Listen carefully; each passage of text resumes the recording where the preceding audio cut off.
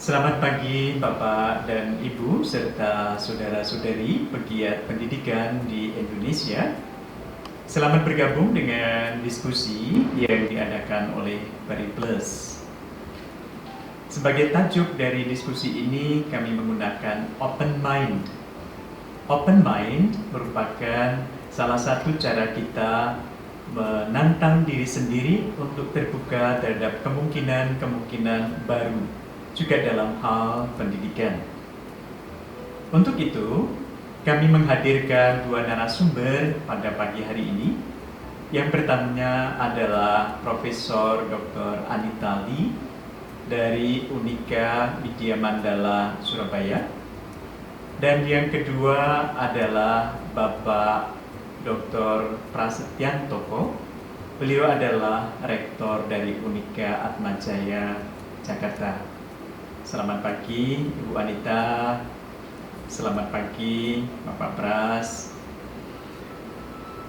Bapak, Ibu, dan saudara-saudari sekalian, kita akan memakai beberapa kesempatan pada waktu ke depan ini untuk berbincang-bincang seputar pendidikan karena situasi yang kita hadapi sekarang ini.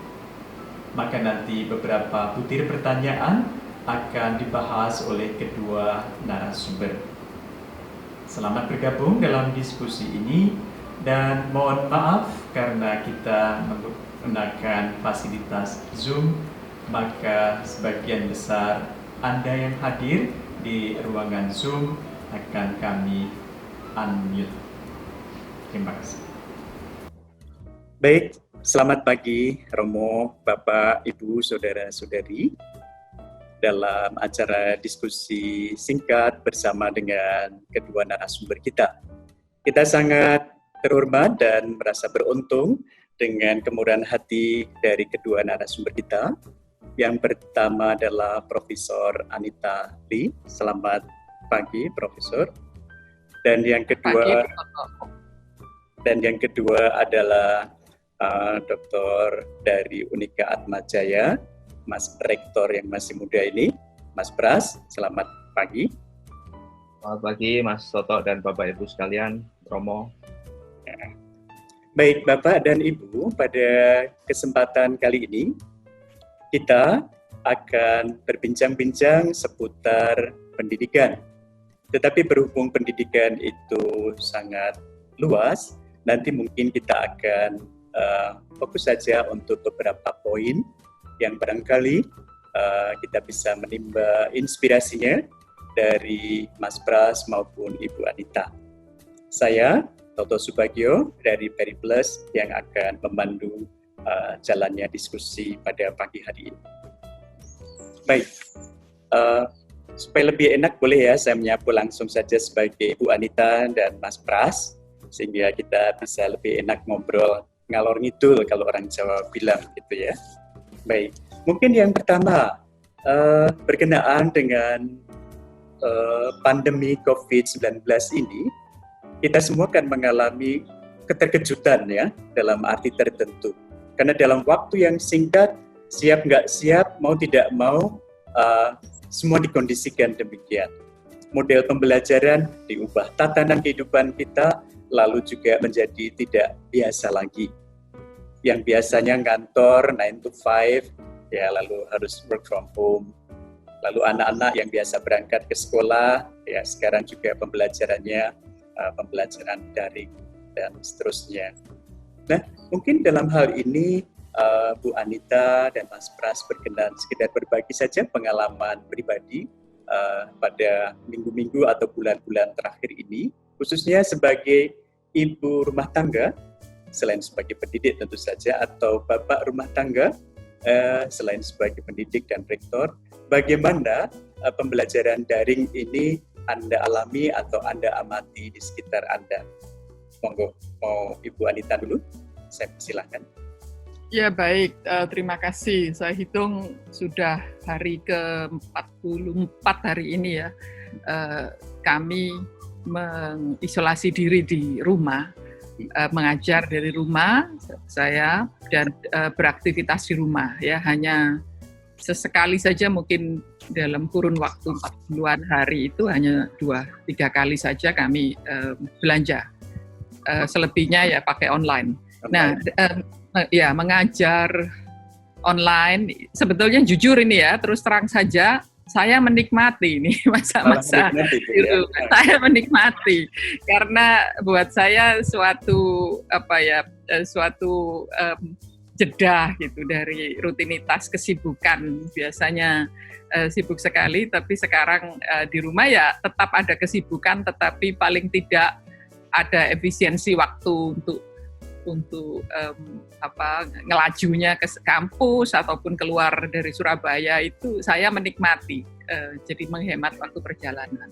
Namun juga saya empati ya pada mahasiswa, juga pada banyak orang yang tidak menikmati masa-masa di rumah ini. Pada mahasiswa, karena kami mengajar itu tidak masalah, PJJ dengan platform, dengan LMS kami, kemudian pakai video conferencing-nya itu nggak masalah untuk saya. Tetapi saya empati mahasiswa banyak yang mengeluh ya, pakai data cepat habis, terus mereka juga suntuk.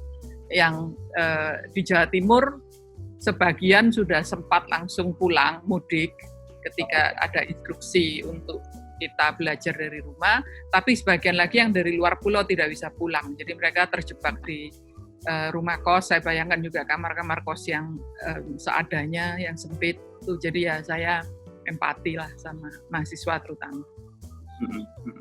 Jadi lebih karena infrastruktur yang barangkali kurang ideal untuk pembelajaran daring begitu ya Bu ya? Ya.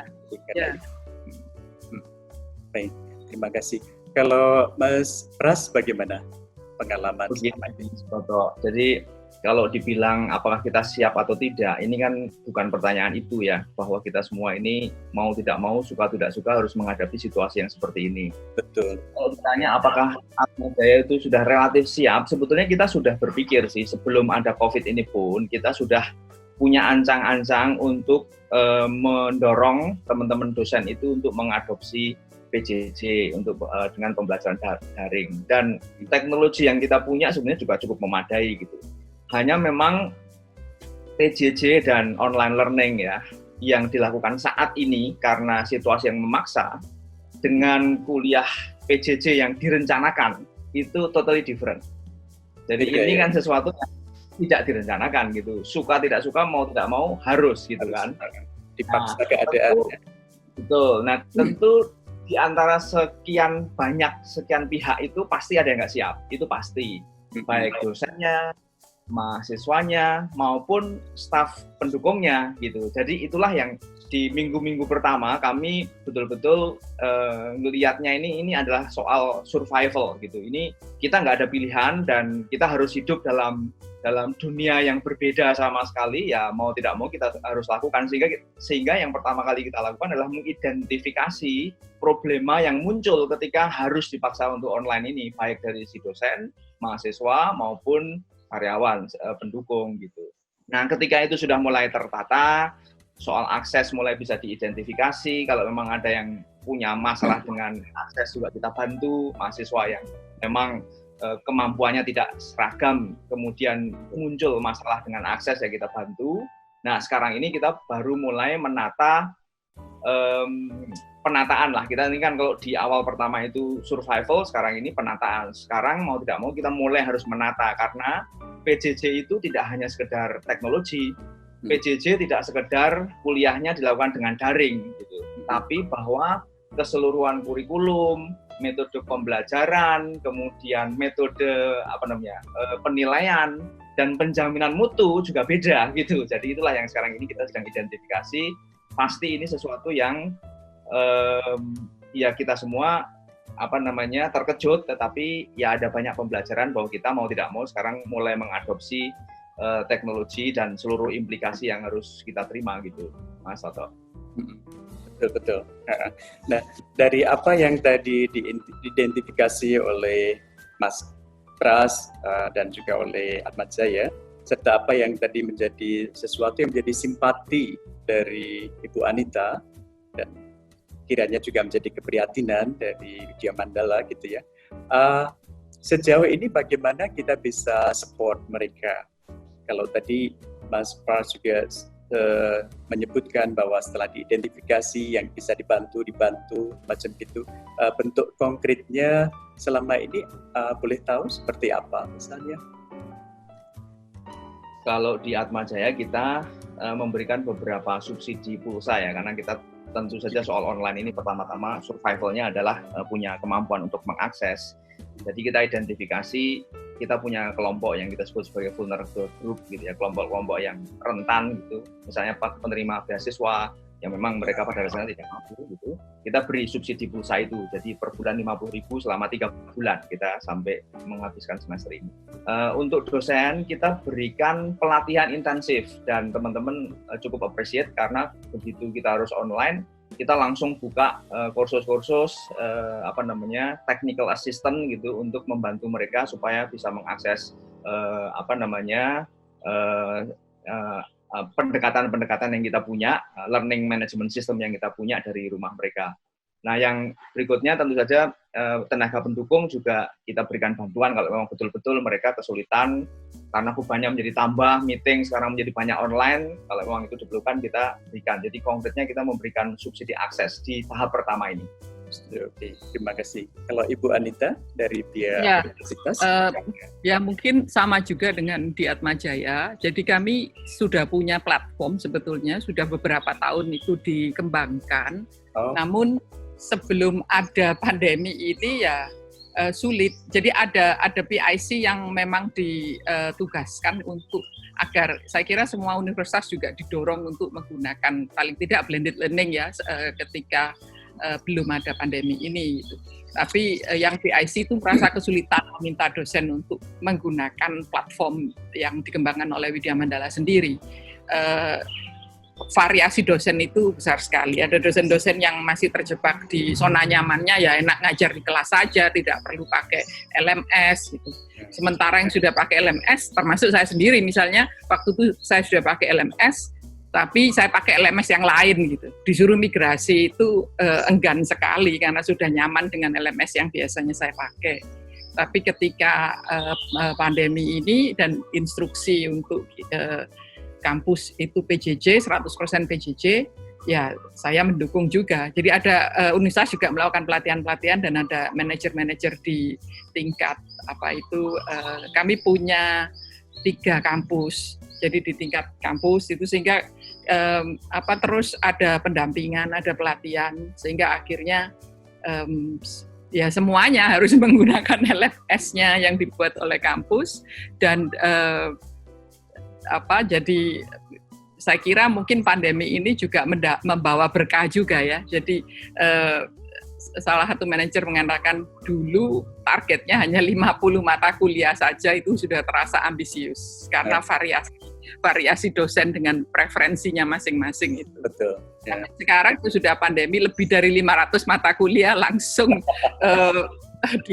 menggunakan LMS ini. Jadi itu kalau dari segi sistemnya, tapi untuk mahasiswa ya ada dukungan-dukungan seperti tadi Pak Pras katakan. Baik, terima kasih Bu Anita. Masih seputar pembelajaran daring ini ya, pembelajaran virtual. Terlebih kalau kita bicara mengenai pendidikan, kita pasti juga ingat pendidikan untuk kelas yang di bawah ya, anak-anak TK, lalu juga SD, SMP, SMA, dan barangkali juga ada yang siap, ada yang nggak siap, tapi seperti Mas Pras katakan ya ini bukan siap nggak siap, dikondisikan demikian bagaimana survival mode-nya itu yang harus berjalan gitu ya. Nah, sejauh Ibu Anita dan Mas Pras merefleksikan kondisi di Indonesia, entah di Surabaya atau di Jakarta atau di lingkungan masing-masing gitu ya,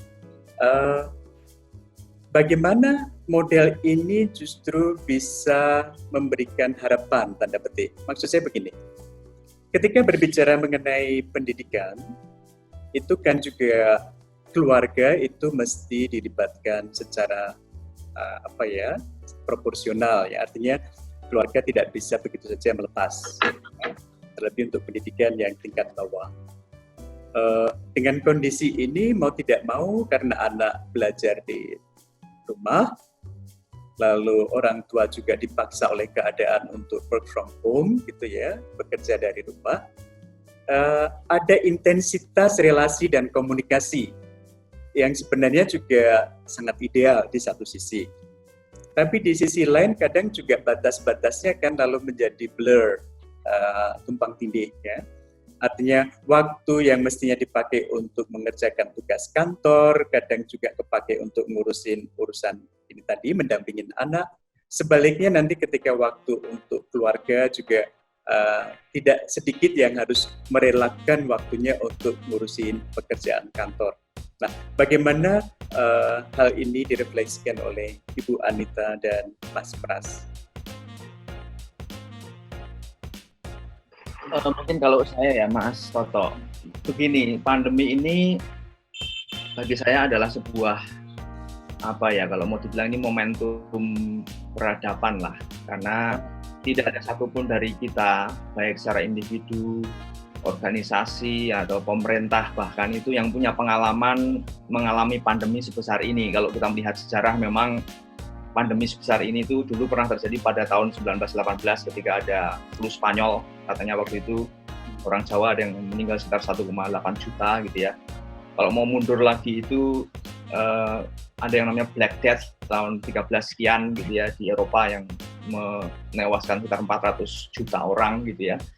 Nah, kalau belajar dari sejarah itu memang ada beberapa momen di mana situasi kemendesakan itu memunculkan beberapa inovasi justru. Kalau misalnya ada satu literatur yang mengatakan Isaac Newton itu menemukan teori gravitasi justru ketika London itu di lockdown pada waktu itu tahun sekitar 1665 gitu. Dan dia kemudian balik ke Cambridge setelah 2 tahun lockdown, dia langsung jadi profesor gitu. Nah, tapi begini, kalau lihat realitas di kita itu memang kan pendidikan itu ada 2 dimensi ya. Satu itu dimensi personal, orang itu sendiri, dan 2 itu dimensi sosial. Nah, pada dimensi personal tentu situasi ini juga memberi kesempatan bahwa kita secara intensif ada di rumah dengan anak, dengan keluarga, lebih intensif, bisa membagi waktu dan sebagainya. Itu problema yang mungkin ada. Cuman yang saya khawatir itu terus terang adalah kesempatan ini tidak dimiliki oleh semua orang sebetulnya. Gitu ya. Jadi di sosial dari yang kita hadapi sekarang ini bahwa kalau kita bicara Indonesia itu yang punya akses online learning itu sebenarnya berapa persen gitu. Dari seluruh total murid yang harus sekolah, yang harus dipaksa untuk tidak sekolah hari ini. Artinya kan situasi ini membuat efek sosialnya itu adanya ketimpangan. Betul. Pertama tentu ketimpangan akses. Hari ini Kompas mengulas dengan baik sekali bahwa di banyak pelosok itu gurunya yang mendatangi satu rumah ke rumah yang lain karena mereka nggak punya teknologi dan mungkin nggak ada akses gitu.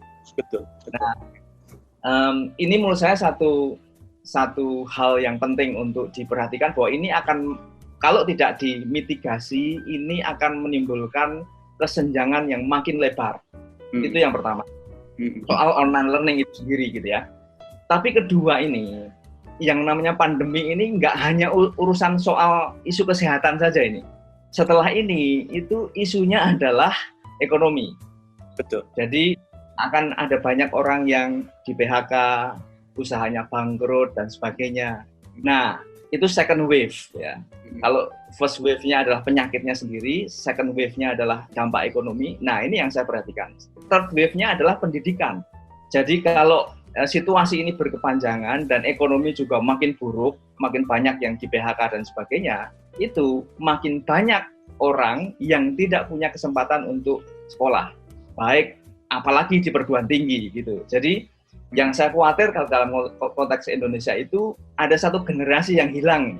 Kalau katakanlah COVID ini akan berlangsung, nanti recovery-nya itu katakan saja 10 tahun baru recover betul-betul sama dengan secara kinerja ekonomi balik lagi gitu ya. Itu artinya ada 10 tahun di mana orang itu struggle untuk mendapatkan akses pendidikan. Itu terus terang bikin saya sebagai pengelola organisasi worry gitu.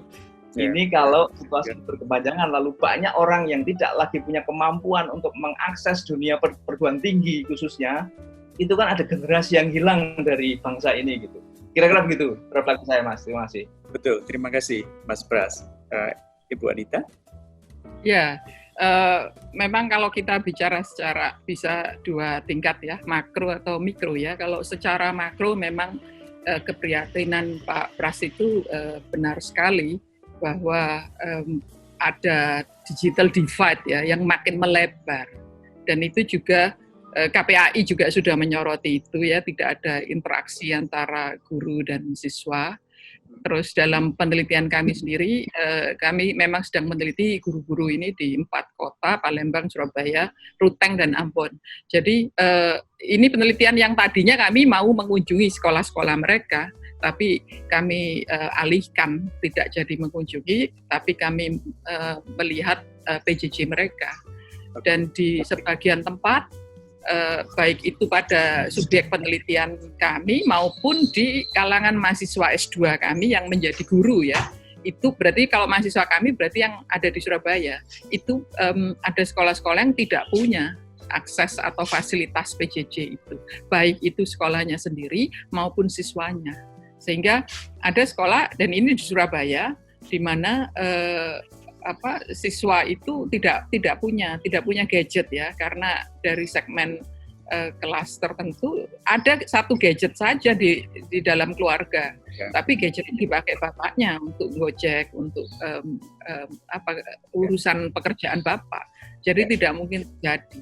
Sehingga guru mengatakan hari Senin orang tua datang ke sekolah, guru menyiapkan fotokopi untuk dibawa. Jadi selama 1 minggu itu dilakukan. Sementara di beberapa daerah di luar Jawa juga bahkan itu ibu kota kabupaten ya, di mana ketika diumumkan ini PJJ, ada anak-anak yang tetap yang domisilinya di ibu kota kabupaten itu tetap berada di lokasi, masih mungkin dijangkau lewat WA ataupun Line. Tapi kalau PJJ lewat WA atau Line itu bentuk yang mungkin paling primitif ya, kalau boleh saya katakan, mohon maaf, paling primitif, karena kan itu komunikasi saja, tetapi berbeda dengan LMS, tidak mengorganisir muatan-muatan pengetahuan yang disampaikan atau yang diinteraksikan antara guru dan peserta didik lewat WA. Ya paling tidak ada komunikasi lewat WA, tapi tidak dengan semua siswa. Seperti kalau yang yang diangkat di Kompas, guru mengunjungi siswa itu juga tidak selalu bisa. Jadi ketika diumumkan PJJ, itu ibu kota kabupaten, ada banyak siswa yang berasal dari daerah, dari luar ibu kota kabupaten, itu mereka sudah pulang ke daerah masing-masing. Nah, ketika mereka sudah pulang, sudah hilang kontaknya, sudah dengan antara guru dan siswa sudah nggak ada kontak. Kita bayangkan itu privilege di mana ketika kami ini ya dengan mahasiswa, kami pakai video conferencing seperti sekarang ini, pakai LMS, pakai WA juga. Jadi kalau misalnya video conferencing-nya katakan karena situasi internetnya, jaringannya melemah, tiba-tiba mati, masih kontak lewat WA. Oke, saya atau sudah selesai, pakai yang gratisan ya, 40 menit selesai. Saya mulai lagi, ayo ini ID-nya, pakai WA. Jadi pakai beberapa moda yang menjadi satu. Nah ini di beberapa tempat WA pun tidak bisa.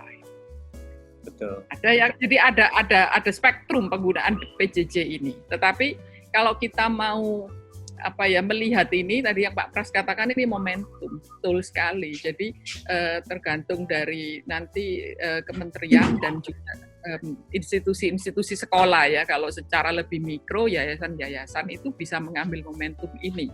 Tulisan Yudilatif di Kompas hari ini juga mengatakan krisis itu seperti ibu hamil, ibaratnya ibu hamil yang akan yang mengandung anak kemajuan. Kalau momentum ini bisa digunakan, ya apakah itu yayasan, sekolah-sekolah maupun sistem pendidikan Indonesia secara keseluruhan bisa melakukan lompatan katanya untuk bisa mengalami berubah. semacam transformasi. Ya, gitu, PJJ itu sudah diperkenalkan sejak tahun 90-an ya, pertengahan 90-an ya. Internet ada, mungkin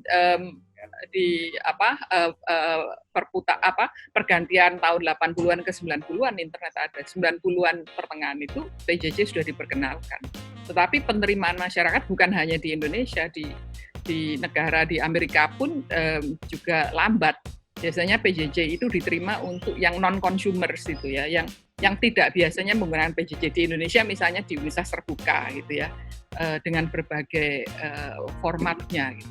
Nah sekarang kan dunia dipaksa untuk melihat PJJ dan kedepannya ketika pandemi usai, ya harus ada lompatan kata itu yang bisa dibuat. Itu kalau secara makro Pak Toto. Kalau mikro, ya saya kira variasi antara keluarga itu banyak sekali, ada spektrum juga, tetapi mungkin untuk kalau secara mikro untuk keluarga-keluarga ya ini juga bisa jadi momentum yang begini, sekolah formal karena sifatnya dan karena berbagai keterbatasannya itu sudah ada reduksi proses pendidikan ya. Jadi Rabindranath Tagore itu pernah mengatakan, we rob the child of his earth to teach him geography. Jadi kita itu sudah merampok anak dari ikatannya dengan bumi, dengan alam semesta karena kita mengajarkan geografi. And we rob the child of language to teach him grammar. Dan kita itu sudah merampok anak dari sukacitanya berbahasa karena mau mengajarkan tata bahasa, struktur, kosakata. Jadi rasa dahaga dan rasa lapar anak itu terhadap epik ya. Tetapi dalam pelajaran sejarah itu kita menjejalkan angka-angka tahun, fakta, ya Spanish flu 1918, perang Diponegoro tahun sekian, apa kejadiannya, tetapi kehilangan epiknya dari sejarah itu sendiri. Nah, sekarang ini momentum saatnya keluarga-keluarga itu bisa mengembalikan itu. Keluarga itu menjadi jembatan. Pendidikan formal di sekolah itu terjebak di situ. Sulit ya keluar dari keterjebakan itu. Seperti terperangkap, tersandera ya, dengan hal-hal yang menjadi formalitas dari pendidikan itu sendiri. Nah, ini saatnya keluarga bisa mengembalikan itu menjadi momentum bahwa pendidikan itu bukan hanya menghafal tahun-tahun sejarah, peristiwa, kejadian, atau hanya hal-hal yang sangat ya memang itu harus dikuasai anak gitu. Itu yang menjadi materi di sekolah ya. Tapi keluarga bisa menjadi jembatan lah antara kurikulum formal ini dengan kehidupan nyata, dengan alam semesta. Jadi artinya pendidikan itu memang juga jauh lebih luas, jauh lebih utuh daripada sekedar pengajaran semacam itu kali ya Bu ya. Bukan hanya soal intelektual belaka. Ya. Baik. Kembali ke tadi yang disampaikan oleh Mas Pras. Seumpama nih Mas Pras Bu dan Bu Anita, kita ada mitigasi untuk tadi dalam arti tertentu mengatasi kesenjangan digital gitu ya. Semua bisa mengakses dengan baik. Apakah dengan serta-merta juga hal-hal yang menyangkut pendidikan itu akan bisa tercover? Maksud saya begini, saya mungkin termasuk generasi X gitu ya. Generasi milenial, generasi alpha, barangkali untuk mereka gampang-gampang saja, ya, mau pakai platform apa relatif cepat. Tapi guru atau dosen barangkali juga ada yang merasa agak susah untuk kemudian switch dengan model pembelajaran yang baru daring. Nah, ada juga kesenjangan ini. Apakah ada saran bagaimana seandainya semua bisa terakomodasi atau termitigasi bahwa akses internet itu tidak lagi menjadi masalah gitu ya, supaya pembelajaran daring ini juga bisa maksud saya generasi yang sebelumnya pun bisa dengan mudah masuk ke sana. Bagaimana Mas Pras? saya berangkat dari pengalaman pribadi aja. Saya punya anak SMA yang tentu saja dia lahir ketika semua teknologi ini udah ada. Jadi beda dengan saya harus belajar lagi teknologi yang kemudian saya temui ketika saya beranjak dewasa gitu. Generasi anak saya dan teman-teman mahasiswa yang saya dampingi di kampus itu mereka lahir sebagian besar teknologi sudah ada, sehingga mereka nggak sama sekali gagap. Sehingga dengan situasi semacam ini sebetulnya ada peluang di mana mereka bisa lebih maksimal memanfaatkan teknologi. Dan pengalaman saya bertemu dan berjumpa dengan mahasiswa itu saya selalu underestimate dengan mereka. Saya pikir ini nggak terlalu bisa, tetapi ternyata bisa gitu dengan teknologi, terkait dengan teknologi ya khususnya. Nah ini kan artinya memang mereka punya bakat dari alamiah karena mereka sudah lahir. Tentu saja kalau ini tadi pengandaiannya mereka punya akses yang sama gitu ya. Sehingga sebetulnya yang kemudian muncul kalau pengalaman saya di kampus itu kemudian yang keteteran adalah dosennya. Justru dosennya. Ya, dalam hal soal akses, soal wawasan ya, karena begitu akses dibuka itu kan wawasan kebuka.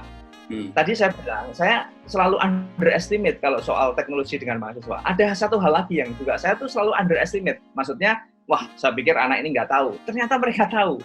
Apa? Concern tentang lingkungan yang saya surprise.